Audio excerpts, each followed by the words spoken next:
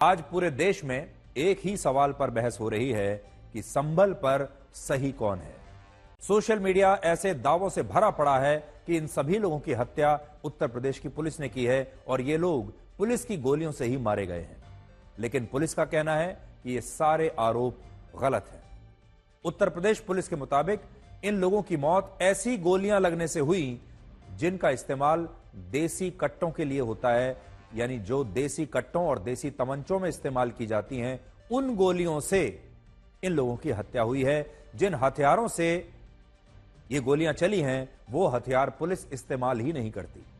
Police का यह भी कहना है कि इस हिंसा के पीछे गहरी साजिश हो सकती है, क्योंकि यह हिंसा संभल शहर के उस इलाके में हुई जहां शाही जामा मस्जिद है, और यह वही मस्जिद है जहां हिंदू प्राचीन मंदिर होने का दावा करते हैं और कहते हैं कि मुगलों ने 495 साल पहले वर्ष 1529 में इस मंदिर को तोड़कर यहां पर एक शाही जामा मस्जिद का निर्माण किया था। भारत में वर्ष 1200 से 1857 के बीच लगभग 650 वर्षों तक मुस्लिम आक्रमणकारियों का शासन रहा और इस दौरान गुलाम वंश, दिल्ली सल्तनत और मुगलों के दौर में भारत की सांस्कृतिक पहचान को मिटाने के कई प्रयास हुए, कई कोशिशें हुई। और यह हमारा इतिहास कहता है, यह मैं नहीं कह रहा, यह हमारा इतिहास कहता है। और उस समय की आप किताबें पढ़ लीजिए, सब में आपको यह कहानी दिखाई देगी। उस समय के अवशेष देख लीजिए, सब में आपको यह बात पता चलेगी। जब भारत की आधी से ज्यादा जमीन खाली पड़ी हुई थी, तब मुगलों ने और इन शासकों ने उन्हीं स्थानों पर मस्जिदों का निर्माण कराया जहां हिंदुओं के मंदिर होने की बात कही जाती है। हिंदू टेम्पल्स नाम की एक पुस्तक में यह लिखा है कि आज भी देश भर में 1800 मस्जिदें ऐसी हैं जो विवादित हैं और जिनका निर्माण प्राचीन मंदिर को तोड़कर या उनके अवशेषों से किया गया है। और इसलिए आज बड़ा सवाल फिर से यही है कि क्या मंदिरों के लिए देश में 1800 स्थानों पर दंगे हो जाने चाहिए? हमारे सांसद जियाउर रहमान जब संभल में ही नहीं थे और उसके बावजूद भी उन पर एफआईआर दर्ज करना, ऐसा उदाहरण कभी किसी को मिला होगा देखने को, सुनने को? एक पुलिस ऑफिसर ये कह रहा हो कि नेता बनना छोड़ दो, नेताओं का सहारा लेना छोड़ दो। किसके लिए भाषा थी वो? पूरा का पूरा कराया गया ये दंगा है। और किसने कराया? सरकार ने कराया। ये प्री प्लानिंग के तहत किया गया है। मुझे अफसोस है कि जब देश के प्रदेश और देश के रक्षक ही अगर भक्षक बन करके काम करेंगे तो इसका लोकतंत्र संविधान कैसे चलेगा? जो सर्वे करने लोग आ रहे हैं वो प्रोवोकेटिव स्लोगन्स लगा कर आ रहे हैं, वो वीडियो उसका है, पब्लिक डोमेन में है। और उसके बाद जो वहां पर वायलेंस हुआ जिसमें 3 मुसलमानों को गोली लगी, उनकी मौत हुई, हम इसका कंडेम करते हैं। ये फायरिंग नहीं बल्कि मर्डर है। और जब से बाबरी मस्जिद राम मंदिर का जजमेंट आया, जिस बात को मैं पर्टिकुलरली कह रहा हूं कि उस जजमेंट के बाद ये सब चीजें खुलेंगी और एक के बाद एक खुल रही हैं। और नई नौकरियां चाहिए, जॉब्स चाहिए, लेकिन हमारी सरकारें लोगों को घर बैठे ही अब कैश दे रही हैं और वो नौकरियों की कोई बात करना ही नहीं चाहती। और करें भी क्यों? अगर घर बैठे कैश आ रहा है तो फिर नौकरियों पर कौन ध्यान देगा? यह स्थिति भी तब है जब आज ही भारत सरकार ने यह कहा है कि देश के युवाओं में बेरोजगारी दर 10% है। सोचिए, जब लोग घर बैठे कैश लेने के लिए राजनीतिक पार्टियों को चुनाव में जिताना शुरू कर देंगे, तब ये सरकारें नई नौकरियां पैदा करने के लिए मेहनत क्यों करेंगी?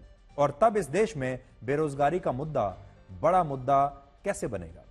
घर बैठे तो पैसा आ ही रहा है, बेरोजगारों को कहीं पैसा मिल रहा है, महिलाओं को कहीं पैसा मिल रहा है, कहीं छात्रों को कुछ मिल रहा है, किसानों को मिल रहा है, और ये एक सुपर हिट फॉर्मूला बन चुका है। लेकिन कभी आपने सोचा है कि इससे जो पैसा सरकारें खर्च करती हैं, ये पैसा बांटने के लिए, वो पैसा अगर कहीं और खर्च हो, वो पैसा नई नौकरियों के लिए खर्च किया जाए, नए इंफ्रास्ट्रक्चर के लिए खर्च किया जाए, तो देश और ज्यादा तरक्की कर सकता है और इससे हमारी अर्थव्यवस्था को नुकसान पहुंचता है। ऑल इंडिया एकता फोरम के अध्यक्ष और इस्लामिक धर्मगुरु मौलाना सज्जाद नोमानी ने बीजेपी को हराने के लिए मुसलमानों से एकजुट होने की अपील की थी। उन्होंने बीजेपी का समर्थन करने वाले मुसलमानों का बहिष्कार करने के लिए कहा और उन मुसलमानों के खिलाफ फतवा जारी कर दिया जो मुसलमान बीजेपी का पक्ष ले रहे थे। उन्होंने खुलकर कांग्रेस और इंडिया गठबंधन के लिए वोट मांगे, महाराष्ट्र में मुसलमानों को आरक्षण देने की मांग की लेकिन मौलाना सज्जाद नोमानी की इस अपील से मुसलमानों का तो पता नहीं, लेकिन महाराष्ट्र के 80% हिंदू एकजुट हो गए। तो मौलाना साहब ने हिंदुओं को एकजुट करने के लिए जो है वो काम आए, उनकी वजह से हिंदू एकजुट हो गए, मुसलमानों का कह नहीं सकते।